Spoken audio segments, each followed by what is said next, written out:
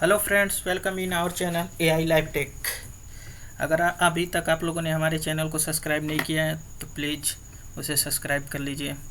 आज हम मैथमेटिक्स की वीडियो सीरीज में एक लीनियर अलजेब्रा के टॉपिक को कवर करेंगे जिसका नाम है वेक्टर नॉर्म। आज इसमें हम जानेंगे वेक्टर नॉर्म होता क्या है और इसका प्रॉपर्टीज क्या होती है और मशीन लर्निंग में इसको कहाँ यूज करेंगे। तो वेक्टर नॉर्म्स, पहले तो हम इसके एक डेफिनेशन से चलते हैं। पहले सपोज दैट ये पढ़ते हैं कि given vector x and y of length 1 which are simply scalar x and y। तो इसमें ये बेसिकली यही है कि दो लेंथ हैं x एंड y, तो हमें क्या करना है, उसके बीच का डिस्टेंस हम लोग पहले कैसे निकालते हैं, एक दूसरे में सब्ट्रैक्ट करके। तो उसमें क्या करते हैं, उसकी एब्सोल्यूट वैल्यू को फाइंड आउट करते हैं। उसकी एब्सोल्यूट वैल्यू कैसे मिलती है, उसके मॉडुलस लेते हैं, तो हमें उसकी एब्सोल्यूट वैल्यू वहाँ से मिल जाती है। अब क्या है कि एक फंक्शन जो है, एक फंक्शन कब वेक्टर नॉर्म होगा, एक फंक्शन कब वो वेक्टर नॉर्म होगा, तो उसके लिए उसे ये नीचे की जो 3 क्राइटेरिया हैं उसे सेटिस्फाई करना होगा, तब जाके हम एक फंक्शन को वेक्टर नॉर्म कहते हैं। तो यहाँ पर जो है कि norm X always greater than or equal to 0, उसकी वैल्यू 0 कब होगी, जब वो एक्स की वैल्यू जब 0 होगी तब जाके वो वेक्टर नॉर्म की वैल्यू 0 होगी। फिर उसके बाद है कि किसी मतलब कि कोफिशिएंट से मल्टीप्लाई करते हैं, जैसे कांस्टेंट वैल्यू हुआ 5, 10 जो भी हुआ उससे मल्टीप्लाई करते हैं तो उसे हम बाहर, ऐसा तो ये वेक्टर की प्रॉपर्टी होती है कि उसे बाहर कर देते हैं और उसकी जो एब्सोल्यूट वैल्यू होती है फाइंड करते हैं पहले और उसमें मल्टीप्लाई कर देते हैं। तो ऐसा भी कर सकते हैं। फिर उसके बाद है कि x प्लस वाई जो है, x plus Y norm x plus Y है, तो वो always less than norm x plus norm y के बराबर होना चाहिए।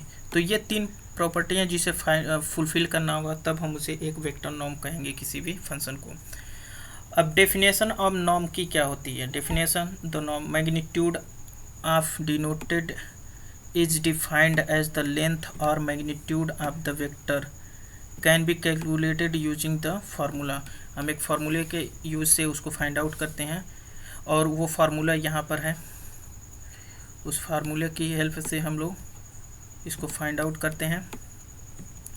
तो ये फार्मूला है जो हमारा वेक्टर नॉर्म निकालने के लिए है कि general formula for the P degree norm is given by P की वैल्यू हम यहाँ पे 1 रखेंगे तो नॉर्म फर्स्ट निकल जाएगा, L1 वैल्यू निकल जाएगी, फिर पी की वैल्यू 2 रखेंगे तो L2 निकल जाएगी। इसी तरह हम जितना चाहें उतना फाइंड आउट कर सकते हैं, लेकिन हमें इतनी ज़रूरत यहाँ पे पड़ती नहीं है, हमें केवल 2 ही वैल्यू की ज़रूरत पड़ती है, for P is equal to 1 और पी इज इक्वल टू 2, 2 ही वैल्यू की हमें ज़रूरत पड़ती है मशीन लर्निंग में। और ये होता है L1 नॉर्म्स होता है और L2 नॉर्म्स। जो L1 नॉर्म्स में होता है कि अगर P की वैल्यू यहाँ पे हम 1 रखते हैं, यहाँ पे P की वैल्यू 1 रखते हैं तो ये इंडिविजुअल समेशन ऑफ हो जाएगा और इंडिविजुअल वैल्यू को हम क्या कर लेंगे, सम कर लेंगे। और नॉर्म L2 में जो वैल्यू आएगी वो यूक्लिडियन नॉर्म्स बन जाता है। आप लोग फार्मूला इसको पढ़े होंगे, तो ये यूक्लिडियन का एक फार्मूला बन जाता है यहाँ पे। और इस फार्मूला जो है कि इसमें हम क्या करते हैं, उसकी वैल्यू डालते हैं और ये हमें L2 की वैल्यू दे देता है, L2 नॉर्म की। अब क्या करते हैं कि हम इसके कुछ प्रॉपर्टीज को जानते हैं। तो स्पेशल प्रॉपर्टीज की होती हैं कि two norms, it follows that if two norms are equivalent then a sequence of vector that converge to a limit with respect to one norm with converge to the same limit in the other. It can be shown that the LP norms are equivalent in particular if x belongs to Rn then।